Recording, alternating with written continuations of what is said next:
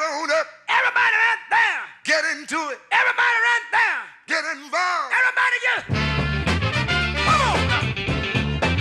Come on up. Hi, I'm here today with John in Washington, Emily Terrana, and Chirstian Parra from Push Buffalo. Thanks for being here with us today. Thank you. So we on the radio show today talked about National Fuel's rate hike proposal. John, can you tell us a little bit about what that is? Yeah, so the proposal is National Fuel wants to build a new infrastructure in rural communities and a pipeline that goes from Pennsylvania into our area to bring fracked gas. And so basically they want us to pay for it. So the proposal is that they would raise our fuel rates, and they say on average 7.2%.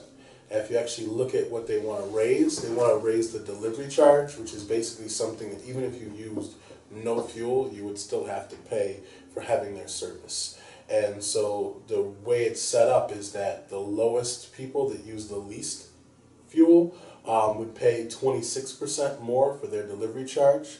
And then people who were using the most fuel, so like large homes and businesses, would pay the 7.2%. And so because of this range, the average person really in the city of Buffalo is going to pay 20% more.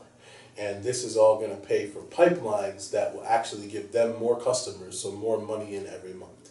And so National Fuel is both, a public service, but it's also a Wall Street traded corporation that has private equity firms and people who are making money off of what they do.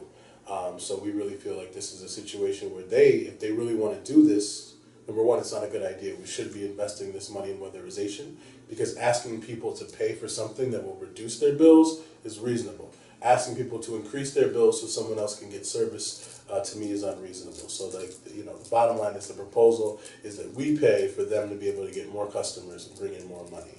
And we're saying hell no. And Emily, as an organizer at Push, you talk to people every day who would be impacted by this. So can you tell us about what you've been hearing and how that might impact people? Yeah, so we know that people are already paying way too much for their utility bills because so many homes throughout the city of Buffalo, and particularly on the east and west side, these old houses that haven't been touched in years are basically like, that your gas gets turned on and money gets out the window because it's so poorly insulated, which means that your gas bill is super, super high, and you're like still very chilly. This means what this proposed rate hike would mean is higher gas bills for people who already can't afford it, and no extra help for heat, which means higher longer lines on starting in November. And like John said, that they're investing in this new infrastructure. It also means a longer investment from National Fuel and from all of us into these extractive forms of fueling and heating our homes, where we can be investing that money as a community into more green renewable energy, green development. But at the end of the day, it means more money out of your pocket, and to have hot water and a warm, habitable home, and more money in the pockets of these millionaire, billionaire shareholders and CEOs, and that's just not fair. Well, luckily you all aren't just going out there to tell people about this rate hike, but you're proposing that people do something about it. So Chirstian, can you talk about that? So basically we started common cards, the public commissioner, what's it called? Public Service Commission? Yeah. So basically we're trying to get people in the community to fill them out and how is it going to affect them. And there's more to it because they need to come to the hearing on the 26th, which is the most important date. The more people that are there, the more they're going to see that the commissioner, judge, whoever's going to be judging this, basically seeing who is this affecting. It's going to be a lot of people. And I hope that a lot of people do show up, because if they don't, if National Fuel wins again, people are just going to get more poor. And it's going to suck to see new people coming into Buffalo and communities just changing in Buffalo, rather than the communities actually growing in Buffalo.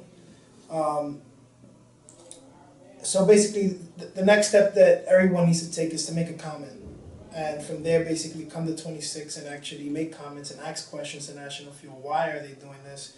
And so that they understand exactly how is it going to affect them. So people and all around Buffalo, Western New York, need to step up and actually tell National Fuel what you're doing is totally wrong. Stop building a pipeline and actually focus on renewable energy, so that the goal is not to keep putting more CO2 gas in the air and actually killing the environment. It's not fair to us, and it's not going to be fair to our grandchildren, because they're probably going to be born with asthma as much more if we just keep focusing on gas.